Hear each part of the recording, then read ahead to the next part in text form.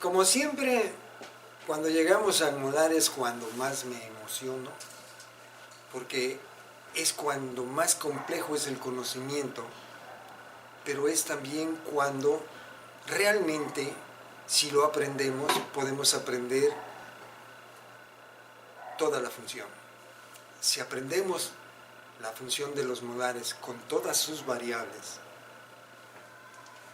podremos comprender la función masticatoria con mucha claridad y podremos comprender la función de los articuladores y podrán ustedes hacer sus rehabilitaciones con más confianza.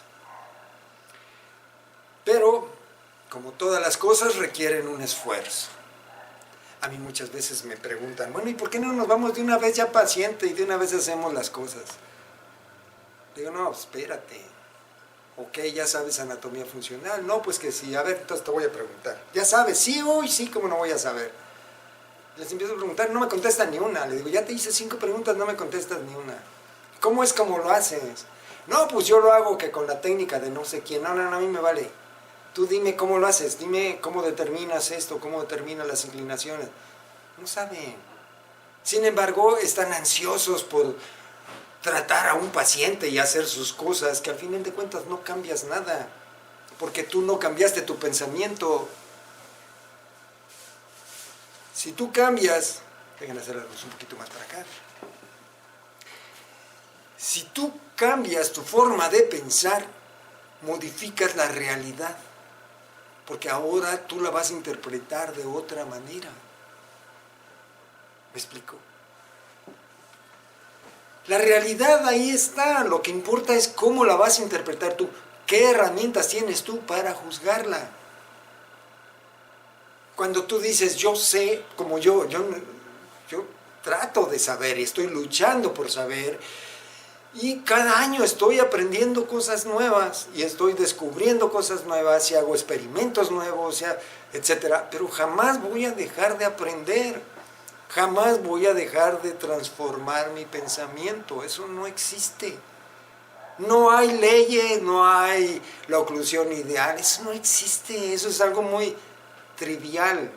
Lo que sí existe es el crecimiento progresivo en las ideas, en los conocimientos.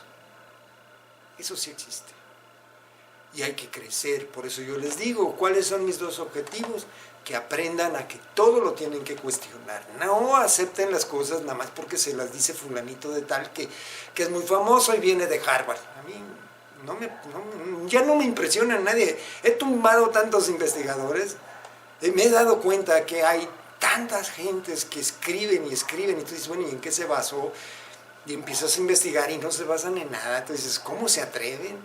Porque tienen los poderes de las revistas, de los journals, tienen el respaldo de una universidad, y entonces pues crece su ego así de este tamaño y al ratito están dictaminando las leyes y hacen filosofías. Y tú dices, ¿de dónde sacó esa? Sin embargo, hay otros que son personas muy sencillas, investigadores muy concretos, que estudian la función, que estudian la anatomía, que hacen descripciones reales, ciertas, y tú dices, órale, qué interesante, cuánto he aprendido de esta persona. Aprendan a estudiar lo que deben de estudiar y no estudiar pura paja, puras cosas que al final ni entendiste ni qué diablos querías decir. Vamos a echarnos ahorita la función del molar, que es la parte más pesada de toda la teoría. Y, bueno, ustedes saben que todos estos apuntes yo los tengo desde 1976-77, cuando hice mis estudios de anatomía funcional. A partir de esa fecha hasta ahora, es que todo lo he ido transformando progresivamente a través de la observación, de la experimentación y del análisis. Y la aplicación de la geometría, la mecánica, la física, la trigonometría. Y eso me ha permitido obtener un conocimiento muy sencillo, muy anatómico, en donde yo admiro la anatomía por su perfección y no me atrevo a modificarla. De tal manera que todo lo que yo les voy a decir es congruente con la anatomía funcional y es congruente con la función. No va a haber cosas aquí raras, ni lenguajes raros.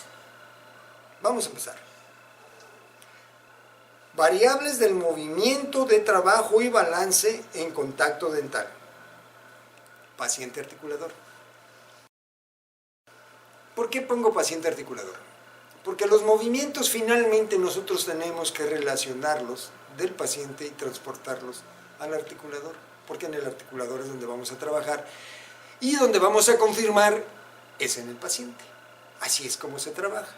En todo el mundo, no hay excepciones aquí. Todo el mundo tiene que hacer la certificación que lo que tú hiciste estaba bien en tu paciente. Nada de que certificas en el articulador y lo agarras y lo pones. No, no es así, porque la función como tal no se puede reproducir en un articulador. Es imposible por todas las variables que intervienen.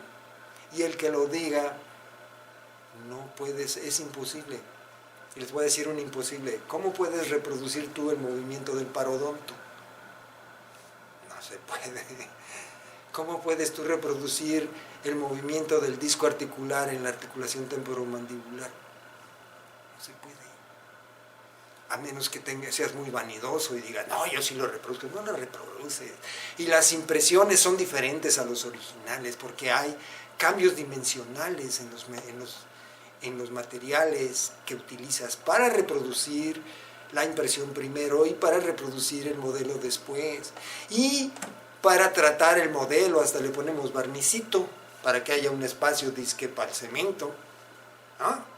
Como si todo fuera tan perfecto cuando hay contracción del metal, hay expansión del investimento. Ah, no, pero tú dices, es que se expande exactamente igual. ¿Qué es exacto? No es cierto, no es cierto. O sea, es verdad que son eficientes, es verdad que sí compensan, más que sea exacto, pues es mucha vanidad, ¿no? Entonces vamos a pasar. Variables del movimiento de trabajo y balance en contacto dental, paciente articulador. ¿Cuáles son todas esas variables que nosotros vamos a tener en nuestra función de molares? Eso es lo que estoy diciendo. Los puros molares, la función, tienen variables, las cuales explican la función y las cuales además permiten la función. Son dos cosas distintas. Si nosotros conocemos las variables, podemos hacer diagnósticos de ver cuál es el error por el cual no se está cumpliendo la función, cuál es la cúspide, cuál es la vertiente, cuál es la inclinación, cuál es el ángulo. Y todo tiene que ser medido. Nada de que más para allá o más para acá, tantito para arriba. ¿Cuál tantito? Dime cuál es la medida. Dame el dato de la variable. Porque luego dices, no, pues los dientes deben de estar hechos de una manera tal que se cumpla la función masticatoria y se prepare el bolo alimenticio y obtengamos los nutrientes necesarios. Eso no te dijo nada, nada absolutamente. Hay que hablar variables y decir exactamente lo que quieres decir y ya. ¿Qué quieres decir? Y dime la variable. Vamos a ver la primera. La primera variable que yo puse aquí es el movimiento de trabajo y el movimiento de balance.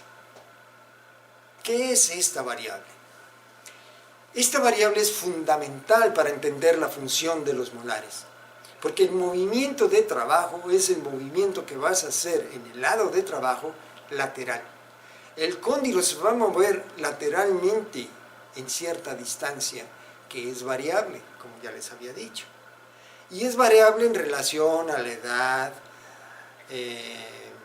en relación a la parte individual de cada persona. Pero siempre existe, siempre va a haber un movimiento de trabajo. Y ese movimiento de trabajo no es tan grande, no puede ser muy largo. ¿Por qué? Acuérdense cuando hablamos de la anatomía funcional, cómo la distancia de oclusión céntrica hacia la parte externa es de 3.5 milímetros máximo anatómicamente, pero funcionalmente ya sabemos que los movimientos son más o menos 2 milímetros. De tal manera que si el cóndilo de trabajo se mueve 1 o 2 milímetros, con eso nos alcanza. Nada más. Ahora, registra tú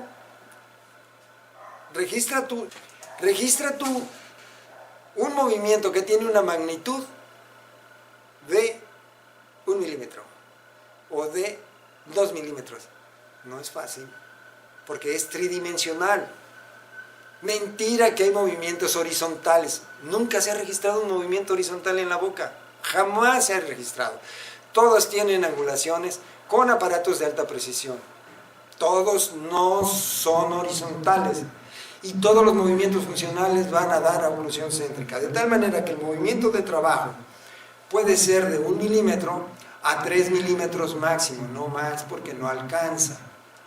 De tal forma que ese movimiento va a hacer que el cóndilo del lado de trabajo se desplace, haciendo la trayectoria externa. Externa quiere decir sobre las cúspides vestibulares. Eso es lo que va a hacer el movimiento de trabajo. Y va a ser muy cortito, 2-3 milímetros, se acabó el asunto.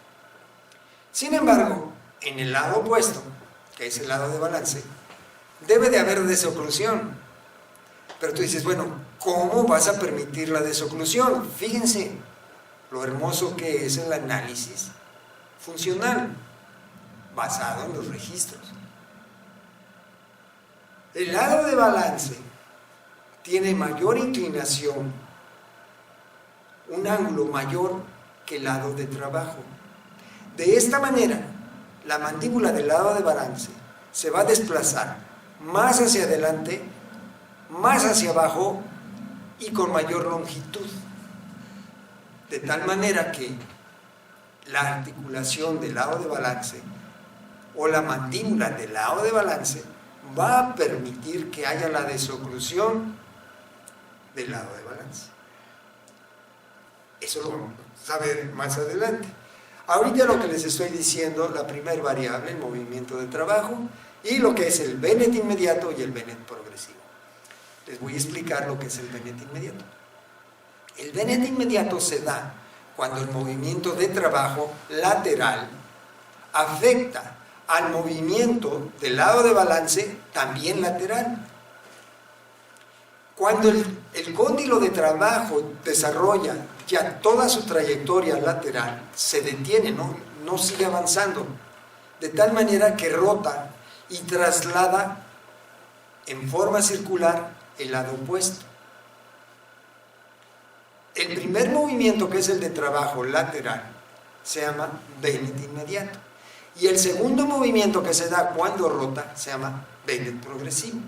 De tal manera que el movimiento del lado de trabajo es uno y el movimiento del lado de balance está dividido en 2 trayectorias. Son 2 trayectorias en el mismo movimiento. En el movimiento de trabajo es una trayectoria lateral y en el movimiento de balance es una trayectoria primero lateral y después posterior anterior, que se llama Bennett inmediato y Bennett progresivo. Bueno, esa es nuestra primer variable. Ahora, veamos lo que es la oclusión céntrica. Oclusión céntrica es la más importante de todas las variables. ¿Por qué? Si tú modificas la oclusión céntrica, ponle 2 milímetros, milímetro y medio, cuando hagas tu rehabilitación y coloques todo en tu paciente, vas a causar problemas en tu paciente, porque vas a causar que la mandíbula se desplace lateralmente, y eso es muy frecuente, que causa problemas musculares y problemas articulares. Sin embargo, si tú tomas tu registro de oclusión céntrica correcto, vas a tener una armonía articular y muscular.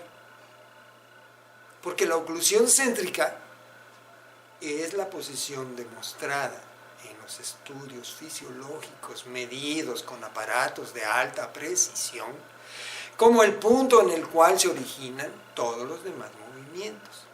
Y la oclusión céntrica es el punto en el cual se hace la devolución, desde bebés hasta que te mueras. ¿Ok? Esa es la oclusión céntrica. De tal manera que la variable de la oclusión céntrica es muy importante. Y les voy a decir tres puntos muy importantes. Primero, es la relación fosa-cúspide de molares. La relación fosa-cúspide de molares es la relación más importante de todas las relaciones de la boca. Obviamente, no te estoy hablando que entonces ya puedes hacer contacto en los anteriores, no. Vas a respetar todas las demás, pero la oclusión céntrica en los molares es donde tienes la fosa central, porque el molar tiene una característica anatómica que no tiene ningún otro diente. Tiene fosa central y tiene un surco de trabajo. Ningún otro diente lo tiene más que el molar. De tal manera que esa fosa central es la oclusión, va a estar ahí el principal registro de la oclusión céntrica. Y también tendrá que ver, no solamente no solamente la oclusión céntrica, sino también va a tener que ver, no solamente la fosa y el surco, también la cresta transversa tiene que ver en la oclusión céntrica. De tal manera que relación fosa-cúspide, que son las cúspides mesiovestibulares superiores y las cúspides vestibulares inferiores. Ahora, observen que la relación fosa-cúspide, las alturas cuspidias son diferentes, pero están cruzadas. En el molar superior, la cúspide más baja es la vestibular, más baja de altura. Y en la cúspide inferior, la más baja es la lingual, de tal manera que están cruzadas. Una es la vestibular en la superior y la lingual en la inferior. Y la cúspide más alta igual están cruzadas. Es la mesiopalatina superior y es la vestibular inferior. Así está hecho para realizar la función masticatoria. Y así está muy bien hecho. Lo que yo les decía, la anatomía es un reflejo de la función. Está hecha profesamente para cumplir la función. Si nosotros respetamos la anatomía y la aplicamos a los movimientos, logramos un éxito.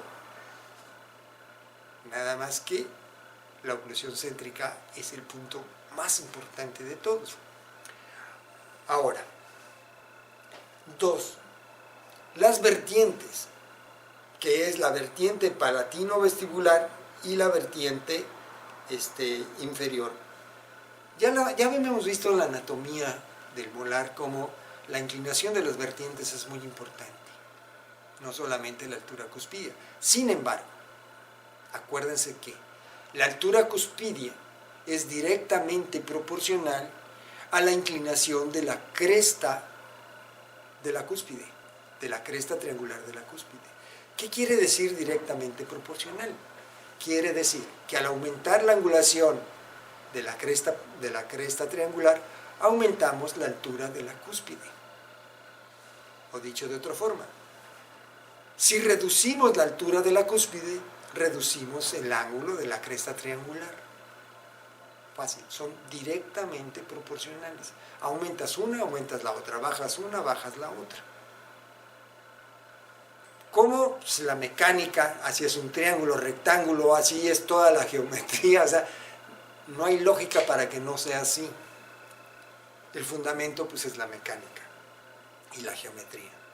Ahora, variable 2. Ángulo del plano de oclusión en una vista anterior. Aquí hice un cambio. Esta en realidad es la curva de Wilson, pero yo la verdad manejar una curva en una esfera de 4 pulgadas, donde el centro está en la glabela, a mí me cuesta mucho trabajo, porque la proporción varía en dólico cefálico, mesocefálico y braquicefálico, dólico cefálico y normocefálico. Varía la proporción del cráneo. Y aún dentro de los dólicos cefálicos varía, porque hay unos que son más largos que otros. Y el braquicefálico lo mismo, hay uno más ancho y otro más largo. O sea, la individualidad es muy importante de considerar cuando nosotros estamos metiendo variables. Si yo les digo que es un radio de 4 pulgadas, estoy faltando a la variabilidad biológica, de tal manera que no es correcto. Nada más por eso, porque no estoy respetando la individualidad. La proporción es individual, no es colectiva. La proporción de un incisivo central, aunque la promedio sea 0.8 de mesiodistal contra la cérvico-incisal, pues no quiere decir que así sea, puede ser 0.85, puede hacerlo largo, en vez de 12 puede ser 10, 11, 9,5. Digo, eso es como conocimiento general, pero ya cuando estás en la realidad de una rehabilitación, tienes que aplicar ese concepto a tu paciente. Y por esa razón hice el cambio de la curva al ángulo. ¿Por qué? Porque un ángulo para mí es muy fácil de manejar. Un ángulo tiene altura, un ángulo forma un triángulo y ese triángulo tiene una altura y tiene vertientes, entonces yo manejo muy bien el ángulo.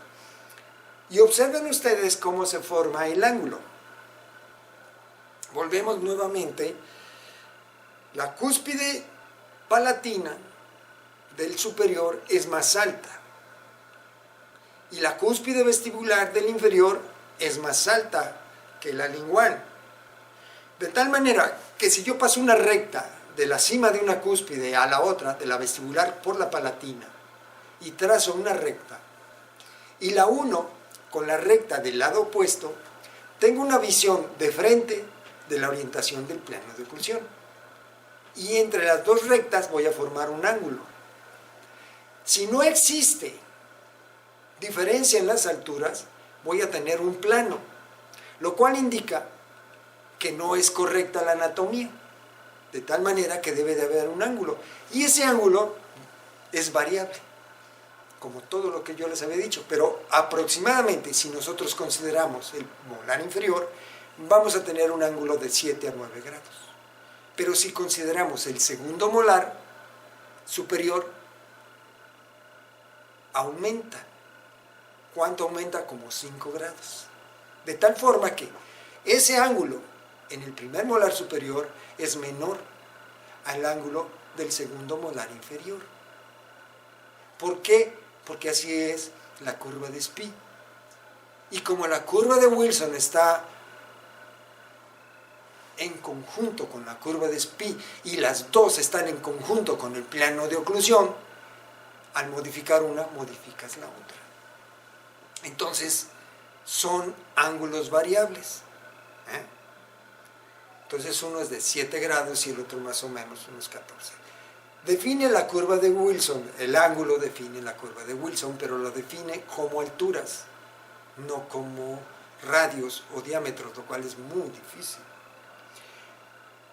Y define la preparación del bolo alimenticio. Esa angulación o esa diferencia entre la cúspide mesiopalatina y la vestibular van a tener una función que es preparar el bolo alimenticio. Si la cúspide mesiopalatina la pones chaparrita, no lo vas a poder hacer. Eso lo vamos a ver más adelante, cuando veamos la función masticatoria, que es cuando vamos a ver la arcada completa. Y la número 4 está causada por las diferentes alturas de las cúspides, lo cual ya les había explicado. De tal manera que esta simple inclinación tiene varias referencias que debemos de considerar cuando nosotros lo hacemos en nuestros pacientes. Y vamos a procurar deformar la cúspide palatina más alta que la vestibular en el molar superior y la cúspide vestibular más alta que la cúspide lingual inferior. Va la siguiente. Variable 3. Altura cuspidia. Las 4 cúspides son diferentes, pero la diferencia que hay, por ejemplo, en la cúspide vestibular del molar superior con la cúspide palatina del molar superior, ya lo habíamos visto. Era aproximadamente de 0.75 milímetros. ¿Por qué? Porque eran 10 grados de diferencia. La diferencia entre esa y la otra es más o menos entre 9, 14, 15 grados, así se va dando.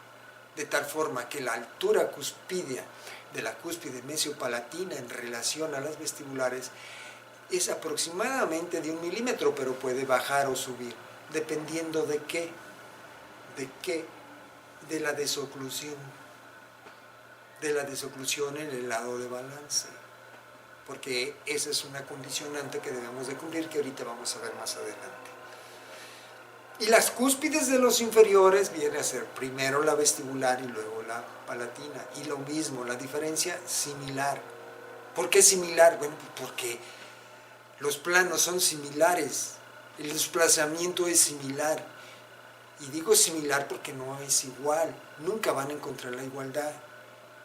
La igualdad no existe. Estamos con organismos vivos, somos variables. Un diente tantito chuequito que esté, cambió todos los ángulos. Y eso no quiere decir que sea disfuncional, no quiere decir que está mal. No. A menos que haya una evidencia que muestre que está mal. Porque nosotros trabajamos con evidencias, no con ideas. Tú no puedes hacer lo que se hacía antes, que decías, es que la oclusión tiene que ser sobre un trípode, y empezabas a desgastar dientes para que chocaran como trípode. No manches, estás haciendo una iatrogenia. Ni tampoco vas a salir con que el lado izquierdo debe de ocluir con el derecho. No manches, otra iatrogenia. Y los desgastes selectivos que hagas en tus pacientes, pues más vale que sepas lo que estás haciendo para que no lo vayas a dañar, porque si no, lo vas a dañar. Y seguimos con más iatrogenias.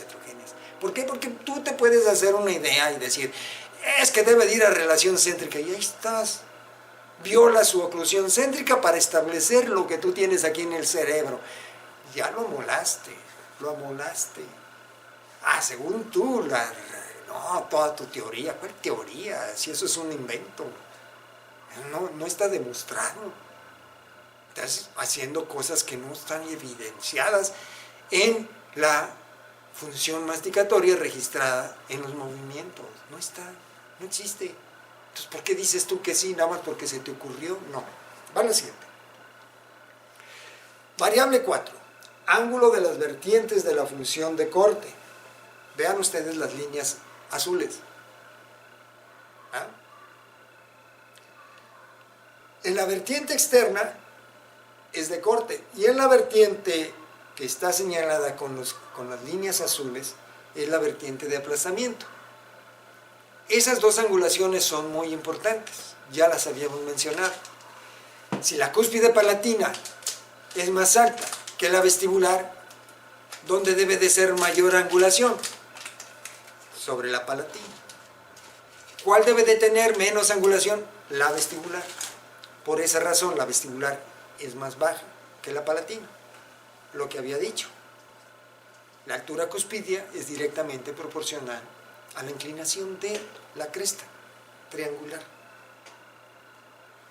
Y veamos aquí la otra, el otro lado, que es el lado de corte. Este lado es el lado de aplastamiento. Ahí es donde se aplasta el alimento y es donde se forma el bolo alimenticio. Ahí es, y es muy importante formar el bolo alimenticio. Es la función más importante de la masticación, de tal manera que debemos diseñar muy bien esa cúspide mesiopalatina, porque ahí radica la función.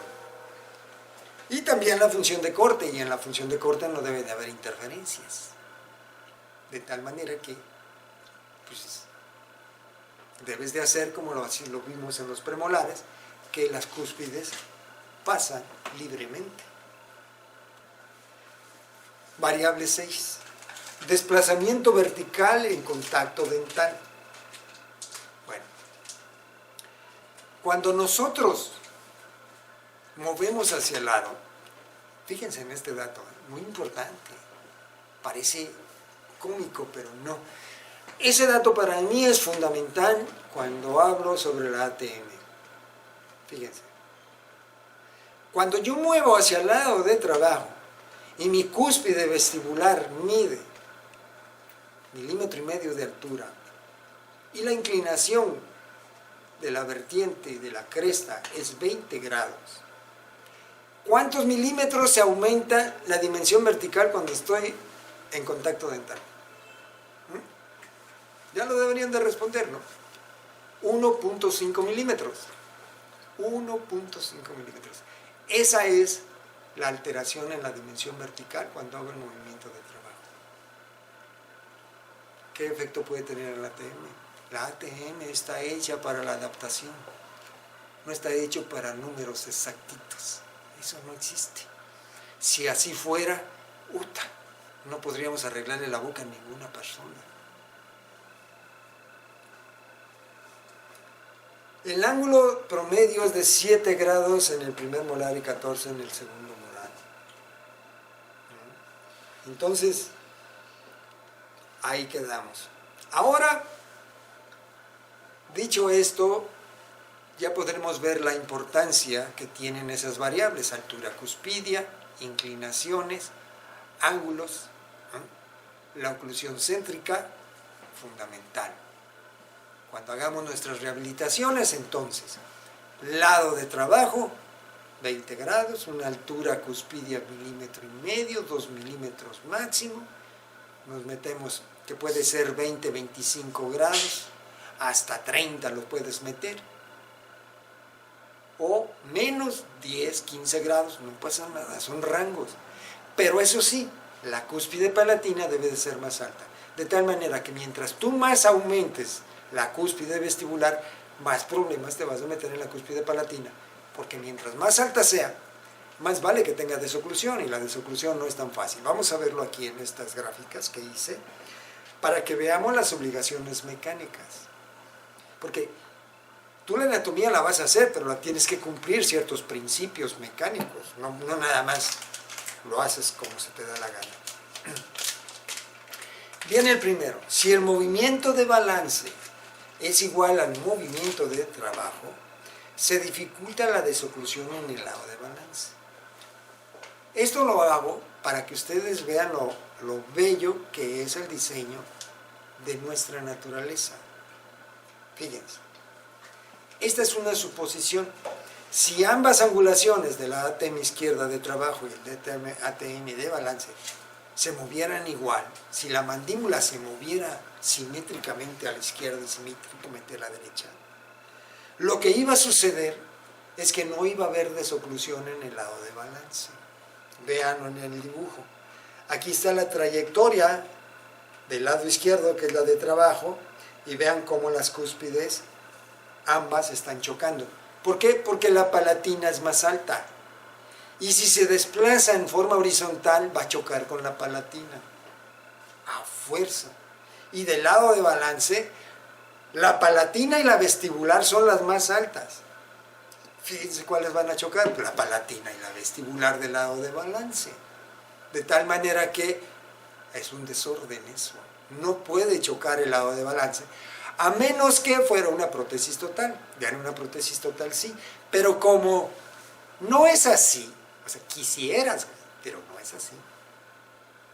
En realidad el movimiento de balance debe de ser mayor en ángulo y en longitud al movimiento de trabajo, lo cual facilita la desoclusión en el lado de balance. ¿Ven? La naturaleza te da la solución en automático. La naturaleza, el movimiento natural de la mandíbula. ¿Por qué? Por los músculos, por las articulaciones y por los ligamentos. No nada más es la cavidad glenoidea, eso olvídense, porque está el disco articular, están los ligamentos, está el líquido sinovial, están los ligamentos, están los músculos. Todo está jugando al mismo tiempo. Y el movimiento es una resultante de todas esas variables. No es una sola variable, no solo es la eminencia articular, no. Todas las variables están jugando. De tal manera que yo muscularmente puedo modificar el movimiento, que es lo que sucede en la función.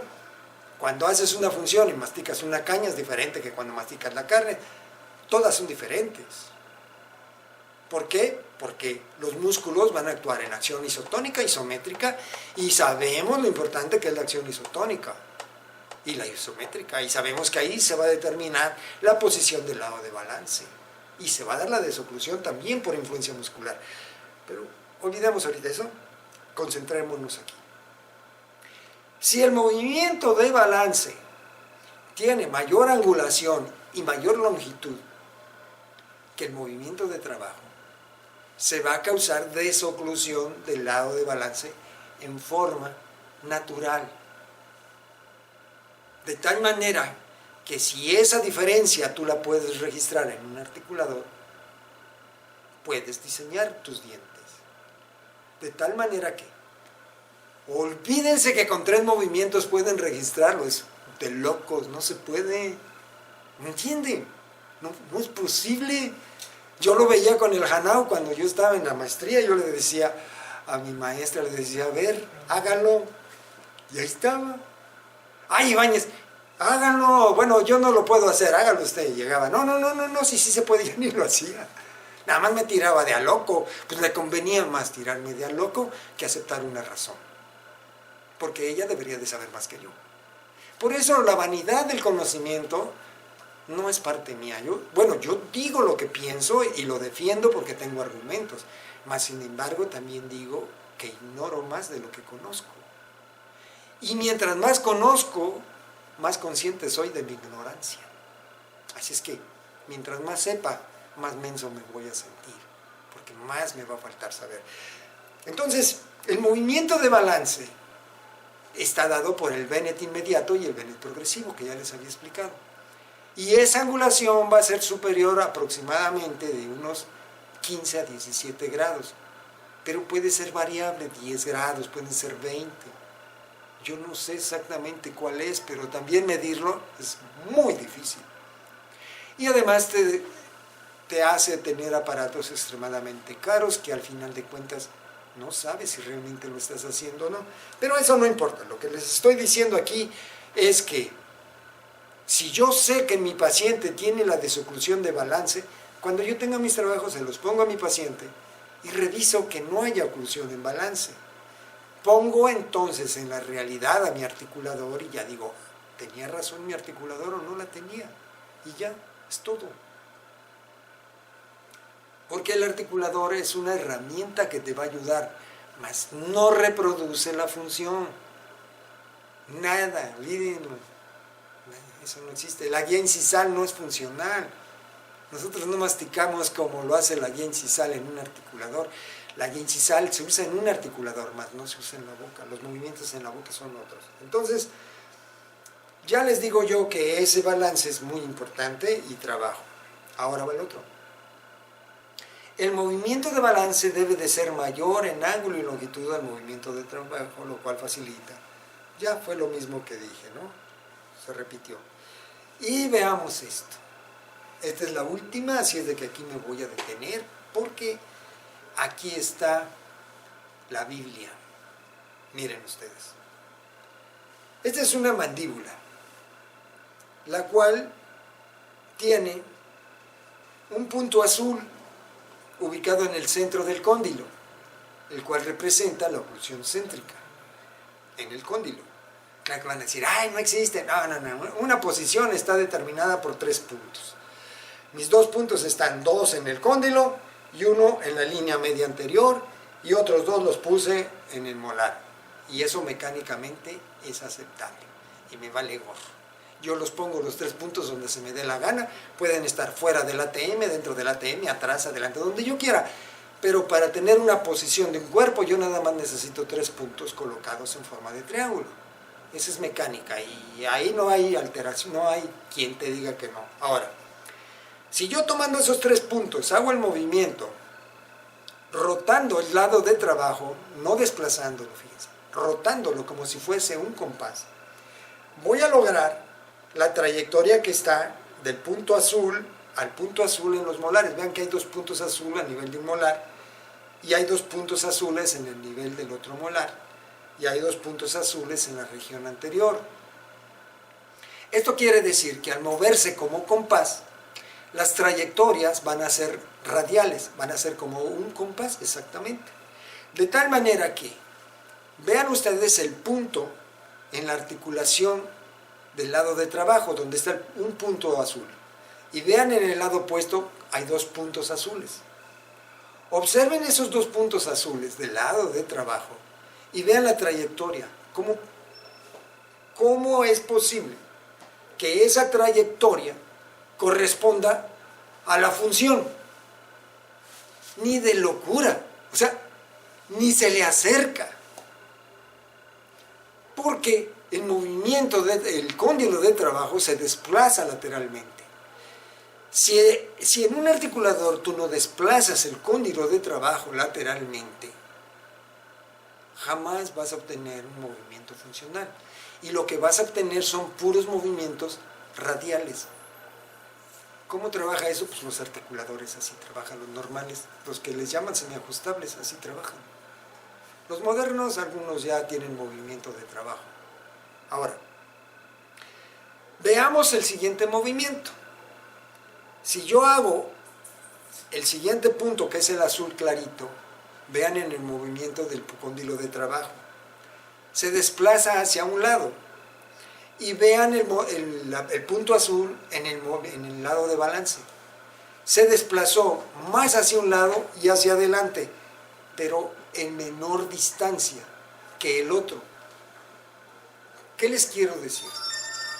Si nosotros actuamos con un articulador que tiene el eje de trabajo rotando, lo que vamos a hacer es el movimiento de trabajo, hacerlo loco.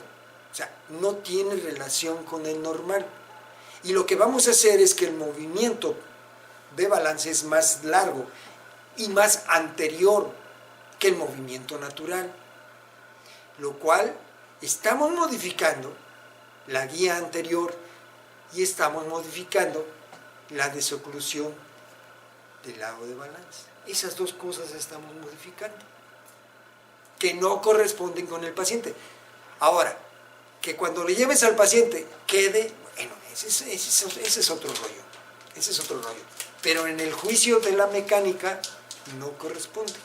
Sin embargo, si tú logras que tu movimiento de trabajo lateral en el lado de trabajo sea de 1 o 2 milímetros, vas a hacer que los movimientos sean más cortos y más eficientes y más acordes. De tal manera que tu guía anterior puede ser con menor distancia entre los dientes, lo cual da mayor eficiencia mecánica. Y te va a hacer que la trayectoria del surco de trabajo sea más acercada, o más cercana a la real. No te estoy diciendo que sea la real, te estoy diciendo que es más cercana a la real, porque la otra está totalmente distante a la real, porque la mandíbula no funciona rotando. Aunque cuando hace el movimiento lateral inicial de trabajo y choca contra los ligamentos laterales y ya no puede desplazarse, pues ahí rota. Pero como el movimiento de trabajo termina siendo 2-3 milímetros, te vas en el mapa, mijo. ¿De acuerdo? ¿De qué me sirve un movimiento de 1 centímetro cuando yo lo que voy a necesitar son 2 milímetros? No tiene sentido. Entonces vamos a ver. 1. En balance el movimiento más largo en el azul, ¿cómo es? En balance el movimiento es más largo y hacia el frente, ¿verdad? ¿Por qué? Porque se mueve en un radio de 10 centímetros, como si fuese una circunferencia. De tal manera que no hay venete inmediato. Hay un movimiento de compás radial. No es como es venete inmediato y venete progresivo. Ahí te brincaste el venete inmediato. El movimiento de balance, el número 2, el movimiento de balance a nivel del primer molar es más largo y anterior. Va a ir más hacia adelante. Todo va a ir más hacia adelante porque quitas el movimiento lateral. El tercero, en los dientes anteriores el movimiento es más largo con un radio aproximado de 9 centímetros y más hacia adelante. ¿De acuerdo? al triángulo de Bowen, la distancia que tenemos del centro del cóndilo al borde incisal es un triángulo equilátero de 10 centímetros que tiene una altura aproximadamente de 9 centímetros. De tal manera que en el cóndilo va a dar un radio de 10, pero en la sección anterior va a dar un movimiento de radio de 9. ¿Ah? Y va al 4. El movimiento de trabajo a nivel del primer molar es más hacia adelante en forma de una distancia, un radio de 5 centímetros. Como el molar está más próximo al centro de rotación, el radio que va a dar es de 5 centímetros aproximadamente, de tal manera que el movimiento va a terminar siendo más hacia adelante porque no tiene lateral. Y 5, en el lado de trabajo no hay movimiento de trabajo, lo aboliste, vaya. O sea, dice, ¿y por qué? O sea, ¿cómo quitas el movimiento más importante de todos los movimientos? Pues por una limitante en tu diseño, porque no lo diseñaste de esa manera, porque era más fácil. Y al final de cuentas, pues nosotros todos les compramos. No hay bronca. Nos los han vendido por 80 años y nadie ha dicho nada, así es que pues a todo dar, pues nos los van a seguir vendiendo. Bueno, si ustedes ven, bueno, pues esa es la clase de hoy y habrán visto todos los componentes que comprenden nuestra anatomía funcional para poderla diseñar. Y podemos ya ir viendo la relación que existe entre los movimientos y la anatomía funcional que vimos en el primer nivel. Si ustedes se dan cuenta, todo lo que vimos en el primer nivel se aplica ahorita en el segundo nivel cuando lo sometemos a los movimientos funcionales. Y cuando lo metamos al articulador, igual, lo que aprendimos en el primer nivel es congruente con lo que estamos aplicando ahorita. Y cuando veamos el siguiente nivel va a ser el primero y segundo nivel congruente con el tercer nivel. Y en el cuarto, todo lo que vimos primero, segundo, tercero, va a ser congruente en el cuarto. Y cuando llegamos al quinto, todo nuestro conocimiento es congruente. No va a haber contradicciones. Cuando confirmo un ángulo, lo sigo repitiendo, repitiendo, repitiendo, y va a llegar el momento en que se lo van a aprender. Cuando digo la relación de una cúspide, lo empezamos en anatomía y lo terminamos en el quinto nivel cuando estamos haciendo un diagnóstico, un encerado diagnóstico. Y cuando veamos el encerado diagnóstico, les va a encantar todo, porque cuando vean a su paciente verán que todas las variables que yo les enseñé y todos los efectos funcionales y todas las consecuencias las van a ver en su paciente. Y ahí verán ustedes la función de la curva de Spiegel, la función de la curva de Wilson, la orientación del plano de oclusión, la importancia que tiene la oclusión céntrica, la guía anterior, la línea de la sonrisa, los ejes y las proporciones, porque finalmente la rehabilitación está formada por 3 objetivos. A ver, ahí están los 3. 1, la anatomía. 2, la función. Y 3, la estética. Esos son los 3 pilares. Pues muchas gracias. Como ven, cuando llego al molar me emociono demasiado y trato de transmitirles no solamente el conocimiento, sino quiero que ustedes también se apasionen para que logren los 2 objetivos más importantes, que cuestionen, pregúntense, no acepten nada de lo que yo les digo, aprendan geometría, aprendan trigonometría, ¿no? aprendan, estudien, motívense. Vean lo que es el triángulo rectángulo, vean lo que son los vectores, vean lo que es una fuerza, vean los movimientos funcionales, estúdienlos. En internet hay un montón de artículos, pero cuidado, vean artículos reales, ¿no? Donde se han medido los movimientos funcionales con aparatos de alta precisión. No vean los que se hacen acá por la mente, no, esos no cuentan, esos elimínenlos. Vean los movimientos que fueron medidos con campos magnéticos, con luces, con imanes, con rayos catódicos, hay un montón. Vean lo que es la miocéntrica, se les va a encantar. Y vean las conclusiones a los que llegan y van a decir, no, pues sí es cierto, pues ¿de dónde salió lo de la relación céntrica? ¿A quién se le ocurrió?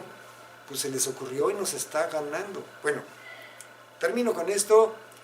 Les agradezco su presencia. Quiero que lo lean, que lo estudien, que lo analicen y que sean creativos, porque todo este conocimiento, si ustedes lo meten acá y lo empiezan a analizar, obvio que en sus tratamientos lo van a aplicar. Y al aplicarlo en sus tratamientos, pues van a tener buenos resultados y van a decir, oh, fíjate que sí es cierto. Ay, mira qué fácil. Pues sí, es bien fácil. Pero ¿por qué lo hacen difícil? No entiendo yo por qué, pero es fácil. Muchas gracias. Nos vemos en el siguiente tema. Y les agradezco que ya hayan hecho sus depósitos de este mes, porque sí andamos atrás del dinero y vamos a irnos al siguiente nivel. Vamos a empezar a ir cerrando todos los temas. Y les agradezco mucho, les mando un abrazo, saben que los quiero. Y gracias por permitirme enseñarles lo poco que he aprendido durante estos años. Que pasen una buena noche.